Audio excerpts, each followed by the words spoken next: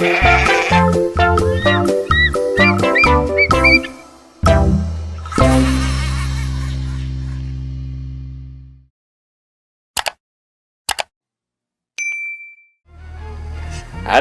assalamualaikum warahmatullahi wabarakatuh. Gimana, adik-adik masih puasa toh? Nah, sambil menunggu buka puasa, Om Agus akan bercerita tentang kisah-kisah Nabi. Untuk cerita kali ini, Om Agus akan bercerita tentang kisah Nabi Daud alaihissalam. Kisah ini tentang pertempuran dengan raksasa yang bernama si Jalut. Yuk, kita saksikan. Kaum Bani Israel ketika itu hidup tertindas oleh kekuasaan Jalut yang menguasai tanah Palestina. Jalut adalah seorang penguasa kejam dan bertubuh sangat besar seperti raksasa. Pada masa itu, tidak ada satu manusia pun yang berani dan mampu melawan Jalut.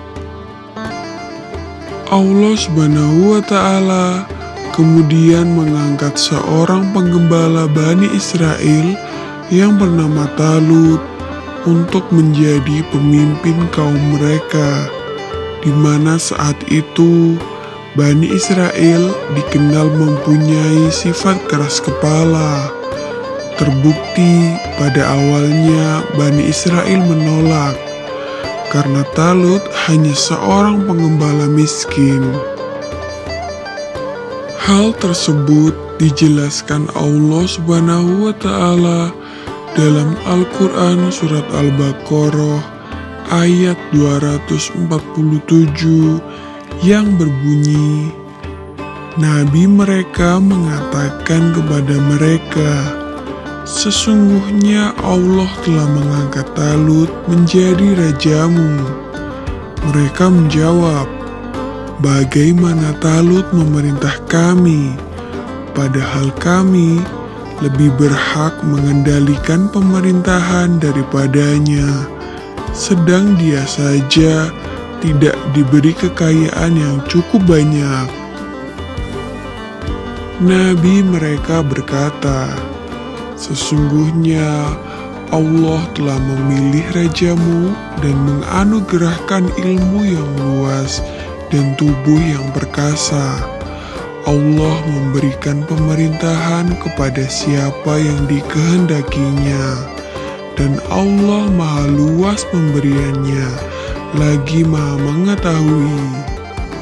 Maksud dari nabi mereka dalam surat tersebut adalah nabi sesudah Nabi Musa dan sebelum Nabi Daud diangkat sebagai pembawa petunjuk, nabi sesudah Nabi Musa dan sebelum Nabi Daudlah yang mengajak Bani Israel untuk melawan Jalut karena menindas kaum mereka dan menentukan Talut sebagai calon pemimpin mereka.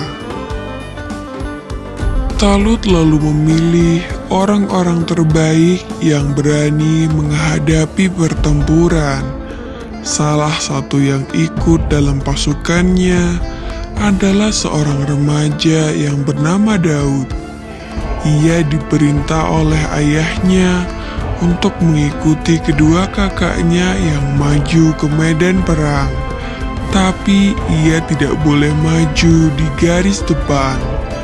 Daud hanya diperintahkan untuk melayani kakaknya ketika lapar atau haus, untuk menyiapkannya makanan dan minuman.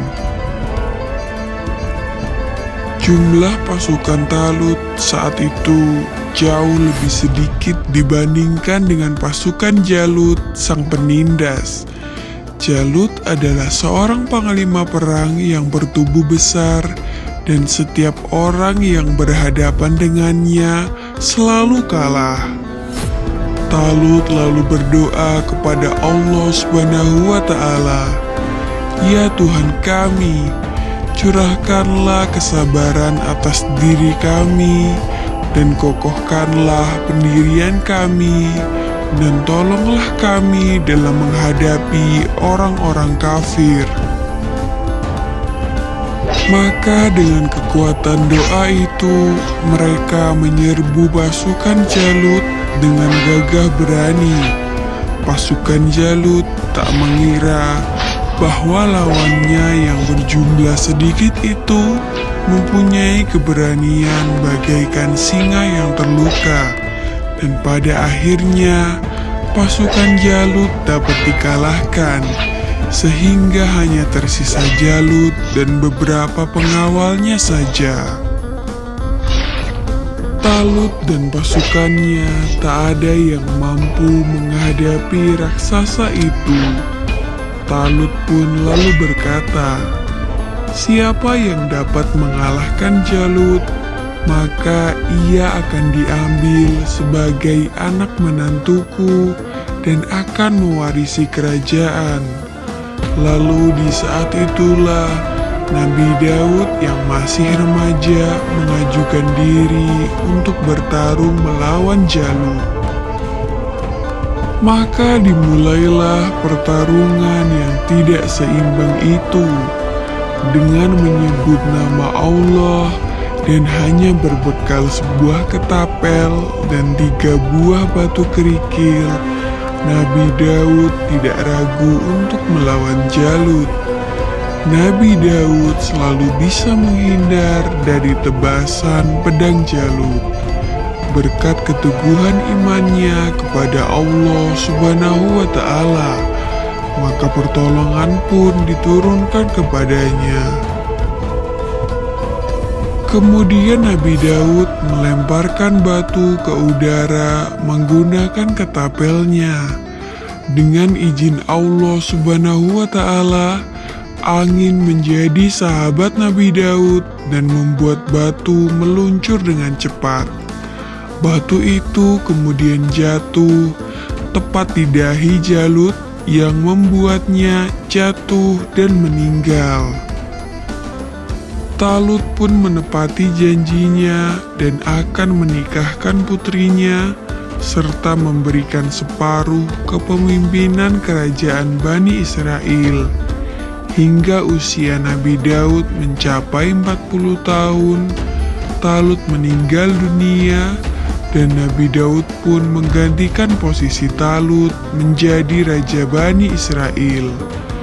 Tak hanya itu, Allah pun mengangkat Nabi Daud alaihissalam sebagai Nabi dan Rasul, serta diturunkan kepadanya kitab suci Zabur. Nah, bagaimana? Ceritanya asik toh? Jangan lupa like dan subscribe ya, biar Om Agus semangat bercerita ya. Oke, Assalamualaikum warahmatullahi wabarakatuh.